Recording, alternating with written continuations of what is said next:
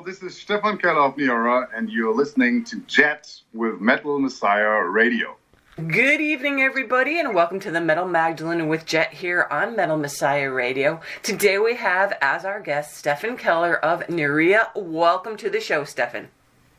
Thank you so much for having us. So, Stefan, tell us a little bit about the band, where you guys are from and how long you've been together. We founded the band in the summer of 2003 in a city called Münster, which is in the northwest of Germany. Münster is pretty much the place where we are all from, more or less, or somehow within the region. We just founded the band, recorded a demo quite quickly. We just played 3 shows or something, but obviously it was enough to convince Metal Blade to sign a contract with us. So that happened very quickly. And then we released 6 records until 2013. And then after 6 records, we had the feeling that we couldn't do the band with 100% passion and energy and time. And so we decided to quit the band. We did a nice farewell tour that all went along very smoothly and was quite successful. And then we took a break. And then we had an offer to play 2 big festival shows in Germany. And yes, that happened. That went so good that somehow the fire reignited, and we rediscovered our creativity and the passion in the music, and got together again. Yeah, in a nutshell. So when you guys were getting back together, were all the band members on board 100% about reforming again? Yeah, I mean, I think there's somehow this maybe quite romantic idea or picture of a reunion where 5 guys coincidentally meet somewhere at a party or something and go on about the olden times and the memories, and they why not do it again? I think in most cases this is not really the case. So with us it was a few people who had the idea for the first time, others who were a little hesitant as to whether we could still do it with everything that's connected to it, writing songs, recording them, shooting videos, promo photos, interviews, all these things, because few things changed in the meantime. So we all have quite decent jobs, more or less, and we all have family and these things. But after a while, we were all convinced that the material is good, and our record company Metal Blade, they were in really fast, and they trusted us from the beginning, and they said from the beginning, even after they heard the first songs, we'll definitely put the record out and we will support you in every way. And so after a while, it was very clear that we would all come back together again. Yes. Well, we're here today to talk about the new release, your first album since all getting back together, and it's a self-titled album. So, Stefan, what was the mindset going into writing this album after you had broken up for a few years? I mean, I think you kind of mentioned it a little just now, but did you kind of feel like a rejuvenation type of thing? I think absolutely yes. I mean, one of the reasons that we quit the band, apart from jobs or that people in the band moved to different cities, apart from it, there was also somehow a lack of creativity that we felt, because we were writing a few songs in quite a long time, which is a little unusual for us because we always wrote songs in quite a short time. For example, when our first record came out, the second record was already half finished because we were so driven at that time, and we had so many ideas, that we were quite productive all these years. And I think, like at the end, there was somehow the creativity was a little like low, maybe due to the productiveness of the years before. And so this break was very, very healthy, and I'd say it was absolutely necessary and vital to be able to write new songs. And I think if you ask me personally, I think the new songs, they sound a little more matured, maybe, but I think they also sound like very direct and very intuitive and like a little, also a little fresh. Although there are like metalcore riffs on it that could have been on a record in the beginning of 2000, and mosh parts that could have been on a metalcore record at the beginning of 2000. But we just wrote these songs. With a very uncensored or self-uncensored way, and just did what we wanted to do.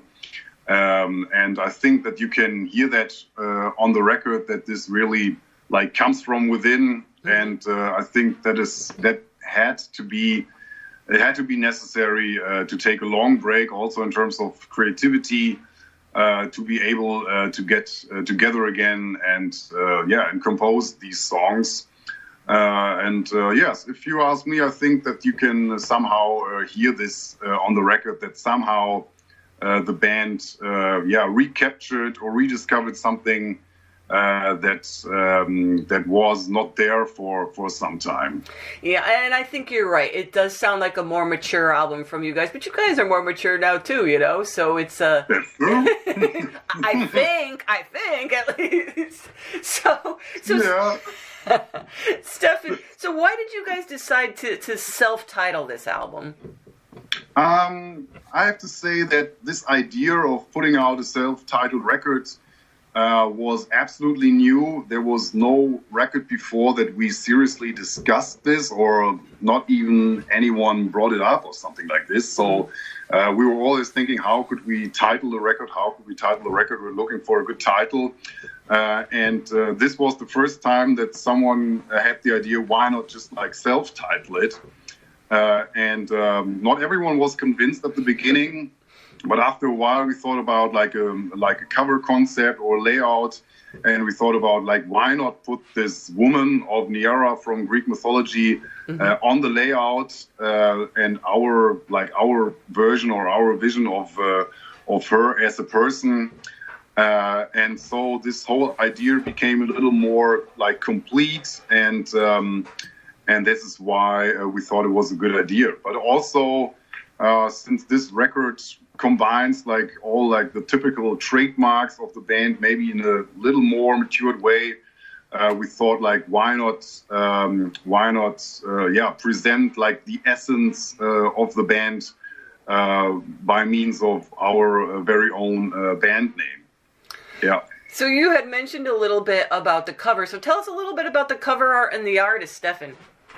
Yes, the artist is a Norwegian guy called Terje, who also worked with us on previous records. For example, the second record, Let the Tempest Come, the third record, Armamentarium.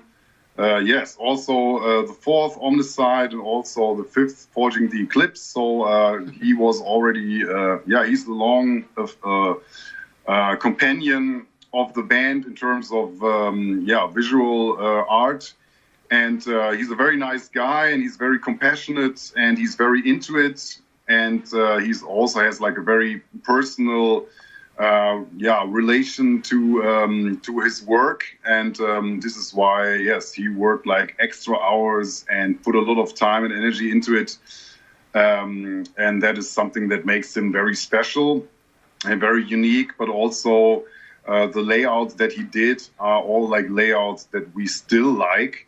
And usually if you play in a band, you do something, you're happy with it, 2 or 3 or 4 years later, you listen to it again, you look at it again, and you start doubting certain things, and and questioning certain things, and you think maybe we could have done this in a different way, or maybe the song could sound different, or maybe the layout could have been different. So this is something that was never the case with him. So in a way, we felt like his work was like timeless, at least to us. So it stood the test of time. And with the new record, we thought about let's put this woman called Neaera from Greek mythology on the cover, and she was someone who, like, based on the mythology, was like sexually enslaved, but she still had the idea of freedom in her mind, and she fought for that freedom, and she succeeded in the end. So it's kind of a metaphor for oppression and freedom, and this is something that can be found in a lot of our lyrics as well. And so this is the reason why the snakes that are surrounding her are somehow like the odds or the evil or the turmoil that happened to her in her life, but somehow she managed to make this work for her. And so the snakes are not really something like bad, but it's like has become something like a weapon for her or something. Yeah, and this can also be seen as a metaphor to maybe like use certain things that happen to you in life, maybe like bad things or bad experiences that maybe leave scars on you or on your soul or something like this. But that doesn't mean that you have to give up. It can also make you stronger and also makes you who you are. And this is something that you should be proud of, after all. And so this whole idea of Neaera as a person from Greek mythology, and the layout and the lyrics, they all go together on this new record in terms of the music, the lyrics, but also the layout. And now you also went with some of your old standbys for the production and mixing and mastering. So tell us a little bit about who you went with through all of that.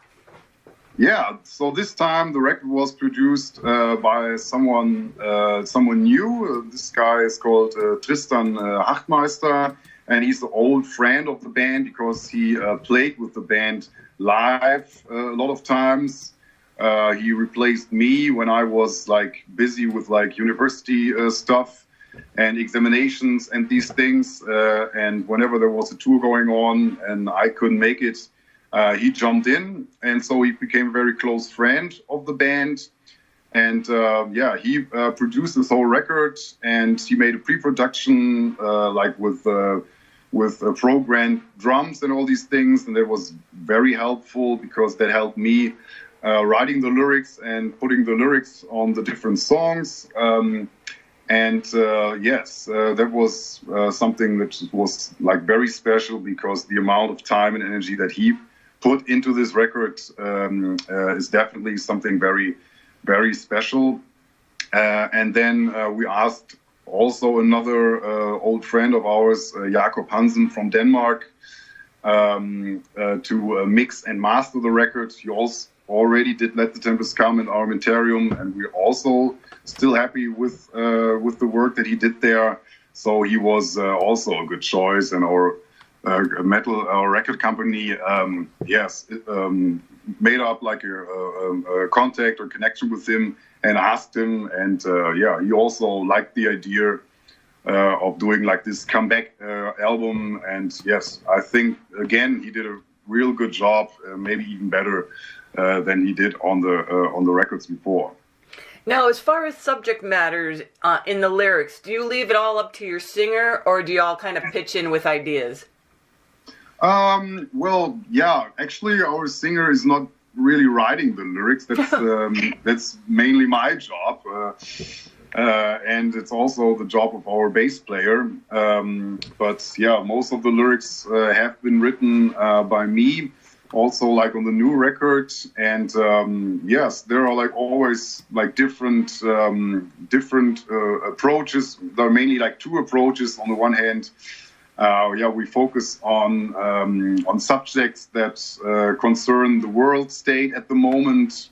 That might be like climate change or the way that we treat our planet. Like, for example, on the song Rid the Earth of the Human Virus, which is a quite provocative title, of course, but it contains the rather like positive idea of that we should treat our planet a little better than we do. And then there are also like songs like the deal with the refugee crisis that's going on in Europe at the moment. That's the song Carriers. And then we have like in German politics or in German society, we have the problem at the moment that there is like a reawakening of right-wing politics and populism a lot. And yeah, this is something that is particularly shameful for a country like ours with our history of National Socialism. And so these are subjects that concern us a lot, and that's something that we always wrote about. And on the other hand, we also write like personal lyrics that are directed to the listener, are meaning like to deliver like some kind of identification with the general state of the soul, or with problems, or with conflicts, also of like maybe like a philosophical nature or something. And these lyrics are mainly written like also with like a positive approach of encouragement. And I think this is also something that a lot of fans of ours appreciate a lot, who really like read the lyrics and start identifying with it. Now, did you guys have any challenges when you were writing this album, Stefan? Challenges? I mean, there are a lot of challenges, I think, in life in general. I think this time there was the particular challenge of us being all like in jobs, and also we have some of us have like children now, and they're still like very small, and so they also take up a lot of time and energy, and somehow we squeezed in certain things, and somehow we had the feeling of, I have no idea how I'm able to do this or something. But I think this is like a new challenge for us, because before, we were either like students, or sometimes we were just like doing minor jobs, or we were unemployed or something like this. And that was making band life very easy, because we could put like 100% of our time into it. Mm-hmm. And whenever there was a tour or something, most of us were like always available, and this is the way that we did the band for a very long time, and now we have a completely different situation of people living at different places, having less time, having jobs, and sometimes that is actually a little challenging. But I think that's pretty much the only real challenge that I can name. So what format is it going to be released on? All going to have some vinyl and all that other good stuff? Yeah, of course. I mean, vinyl is back. That's something very great. I think I read somewhere that like the vinyl sales were stronger than the CD sales in 2019 or something. So vinyl is definitely back. And that's great, particularly if because the artwork looks more fantastic if you have like a big picture on it or something. So it's released on vinyl in different versions. And then there's like the usual Digipack CD. And then there's something that we did this time that we couldn't do before. It's like a box, and it has like some like gimmicks in it. But it also has something in it that maybe doesn't sound so special, but I think, like, to me, it is something very special. It is our first demo. Oh, wow. It contains, like, 7 tracks, and there are, like, partly songs on it that can be found on our first record, The Rising Tide of Oblivion, but also, like, with a different, with some, like, changed structural arrangements or something, but it still sounds good, I think. So I think it stands the test of time. And this is the demo that actually brought us this record deal and convinced the record company quite quickly. And so for us, this demo is something very special, and it's definitely more than like a rehearsal room thing or something, which sometimes is actually quite boring. So do you guys have any tours coming up? Yeah, we have like our release show first of all in the end of February. That's going to happen at the same venue where we played our very first release show, also in our hometown Münster. That's quite a small club, but sold out after one day.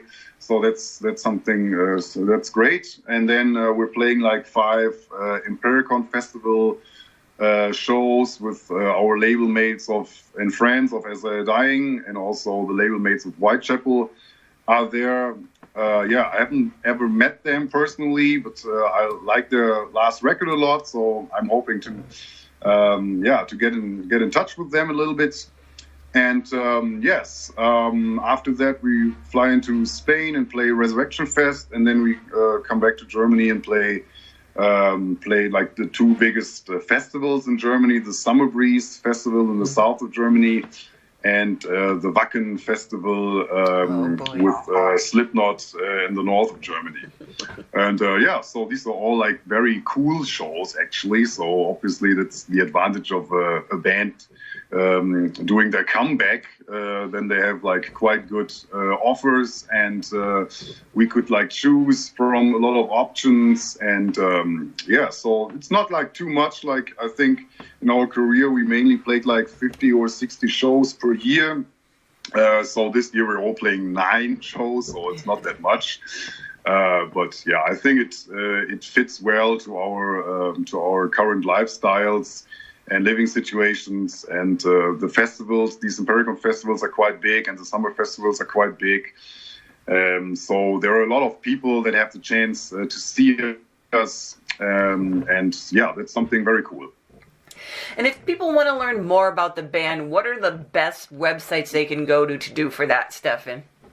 Yeah, I mean, we had a homepage pretty much during all the time of our career, but I think like web pages or home pages are like for certain bands that play a certain kind of music not really that up to date anymore. So we don't have a homepage anymore, but we have like a Facebook account and an Instagram account, and there's like always new things being presented and announced. So this is something that people can follow if they are interested in like the next steps that the band is taking.